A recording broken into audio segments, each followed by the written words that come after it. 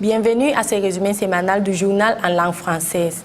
La présidente du conseil distrital du Parti démocratique de Guinée équatoriale, Mme Eugenia Boko-Babeko, assistée par le vice-président et le secrétaire du conseil de la même organisation politique, se sont réunis dans la salle des événements de l'ancien siège du parti avec plusieurs membres pour traiter des questions sur le 12 octobre prochain dans la ville de Bibéing. Un des objectifs de cette réunion était de livrer les nouveaux uniformes qui vont porter les frères militants dans la journée de l'indépendance qui va être réalisée le 12 octobre prochain dans la ville de Bibéing. Pour la parfaite organisation des participants, Mme Boko-Babeko a informé qu'en raison de la longue distance, tous ne peuvent pas se déplacer à l'endroit où les festivités ont lieu. Pendant la réunion, Mme Eugenia Boko-Babeko a demandé pour le bien de tous qu'ils ne doivent pas se déplacer, ceux qui ne jouissent pas d'une meilleure santé, et la route qui est très risquée est la formation du défilé des frères militants. Pour sa part, le vice-président du conseil du district a demandé l'ordre et la bonne collaboration. Ce mercredi, le secrétaire d'État à la présidence de la République en charge des audits, M. Pedro Nkogo Mfono, a fait l'aperture des travaux de vérification des fonds dans la Chambre de commerce de produits agricoles et forêts du Malabo. La suite du programme présenté par le gouvernement de la République de Guinée équatoriale pour auditer le secteur public, M. Nkogo Mfono s'est réuni ce mercredi avec le personnel affecté à la Chambre de commerce pour initier ces travaux. Lors de la réunion, M. Nkogo Mfono a demandé une étroite collaboration des membres de l'institution afin de faciliter l'information aux techniciens de son département, de prendre en charge l'exécution des travaux pour l'efficacité précoce. Pour sa part, le vice-président de la Chambre de commerce agricole et forest, M.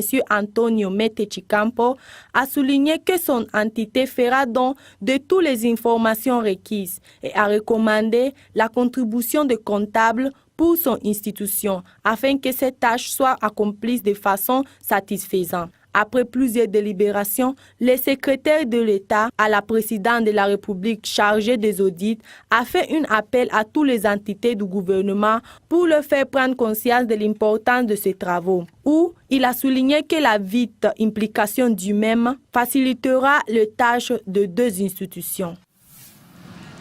La délégation de la République d'Angola, dirigée par le ministre de l'Intérieur, M. Angelino de Barros Veiga, est arrivée à la République de Guinée équatoriale en visite officielle à l'invitation de son homologue équato-guinéen. L'objectif de cette visite se centre sur les ressources humaines, encadrées dans les renforts de bonnes relations de coordination qui unissent les deux pays africains. À leur arrivée, ils ont été reçus par le ministre de la Sécurité, M. Nicolas Obama Nchama. La délégation qui accompagnait le ministre était composée de 11 membres qui ont montré la satisfaction de l'accueil en Guinée équatoriale. Rappelons que c'est la deuxième fois que M. Baron Veiga visite la Guinée équatoriale. Sa première visite était en 2011 et cette fois, il vient accompagné par le commissaire général de son pays. Pendant sa visite de 2 jours, il a prévu de se rendre sur la partie continentale du pays pour visiter les installations de l'école de police Ovengasem. Après avoir été reçu à l'aéroport de Malabo, la délégation a été conduite par le ministre de la Sécurité équato-guinéenne à l'hôtel Sofitel de Sipopo. Selon des sources officielles, on estime que la délégation partira le mardi. Le deuxième vice-premier ministre en charge du secteur social et responsable de l'éducation et la science, M. Lucas Ngema Essono Mbang, a fait ce mercredi l'inauguration du centre éducatif privé trilingue Maria Kano de cette capitale Malabo. Lors de la réunion à laquelle ont participé plusieurs autorités civiles, politiques, éducatives et ecclésiastiques du pays, le directeur de l'entreprise de construction qui s'est mise en charge du travaux, Guinée à la Marine for Contracting, a déclaré que le centre est construit dans un terrain de 50 000 mètres carrés et comprend des restaurants, des résidences, une chapelle, un parking, des terrains de foot et des vestiaires. Londo Kabamba, directeur général du centre, dans son discours, a déclaré que le centre Maria Kano vise à devenir un des références nationales dans l'application d'une pédagogie innovante qui assiste attentivement le besoin éducatif, culturel, physique et spirituel des élèves, des familles et l'environnement social. Monsieur Candido Unsue, propriétaire du centre éducatif, s'est exprimé dans son discours que cette contribution sert de lien pour doter le pays d'une éducation complète dans le but d'atteindre des points encadrés dans le programme ambitieux du gouvernement en 2020. Monsieur Ingema Esonu Mbang, le responsable de l'éducation et de la science, a félicité l'initiative de monsieur Candido Unsue Okomo et a souligné que le projet d'éducation de qualité dans le pays est un processus dans lequel nous sommes tous engagés afin d'obtenir une éducation complète dans le pays. L'inauguration du centre Maria Kano arrive au moment où vont commencer l'année scolaire 2014-2015. Cependant, M.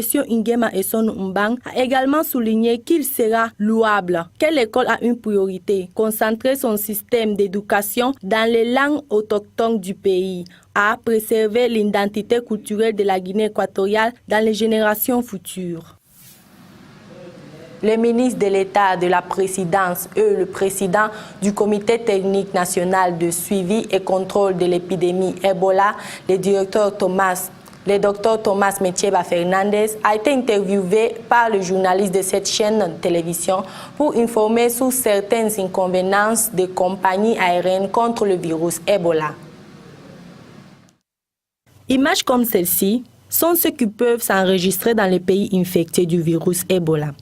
Après la réunion qui a été maintenue dans le ministère de l'Aviation, et compagnies aériennes nationales et internationales ont été convenues de procéder à un contrôle des passages en provenance du lieu de départ avec le personnel du lieu d'atterrissage et avec un personnel qualifié.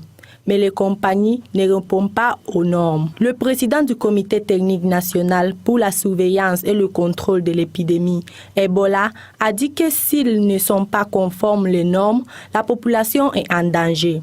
L'Ebola est une maladie infectieuse qui produit des fièvres hémorragiques chez les humains et chez les primates.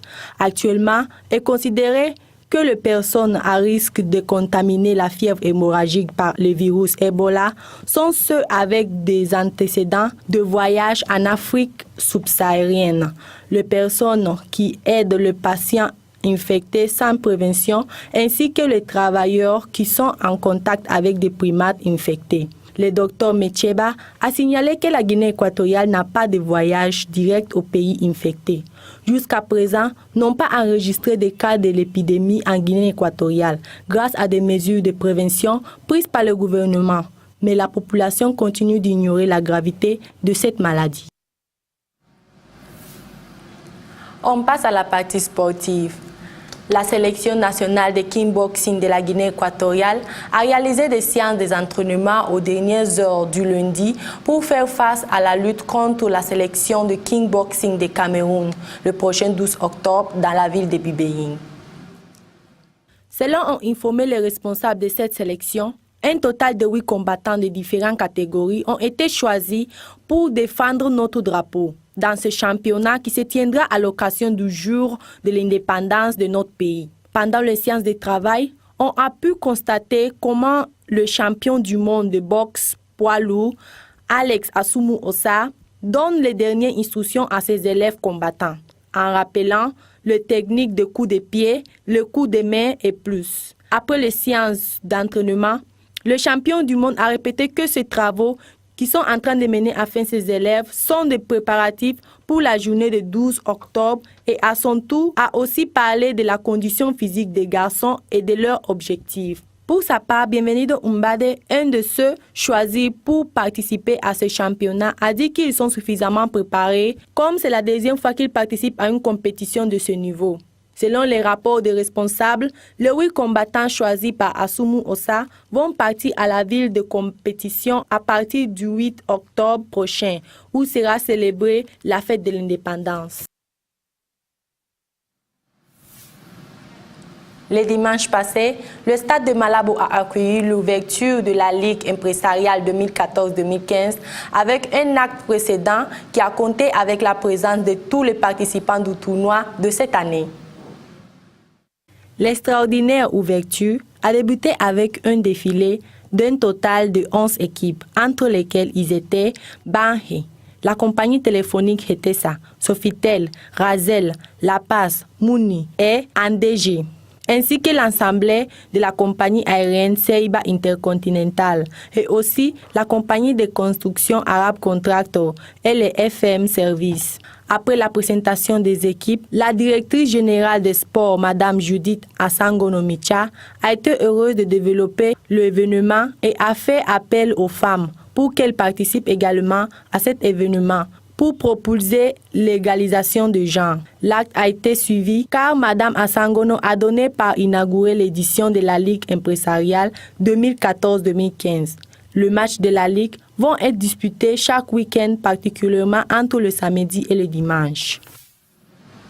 L'ancien joueur et mystère de l'équipe Banhe, Miguel Essono Undong, a donné une interview à la presse de cette chaîne ce mercredi pour discuter du début de la Ligue impresariale.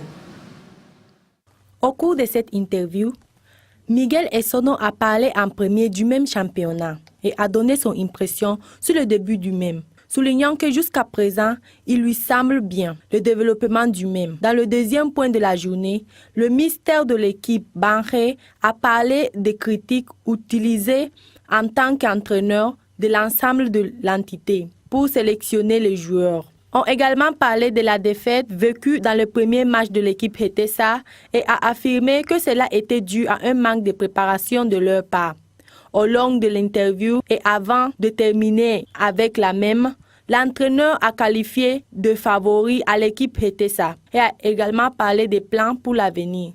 Enfin, l'entraîneur a envoyé un message d'encouragement à l'ensemble des amateurs de l'équipe Banhe ainsi que les joueurs et les employés à qui a demandé de continuer de soutenir cette initiative.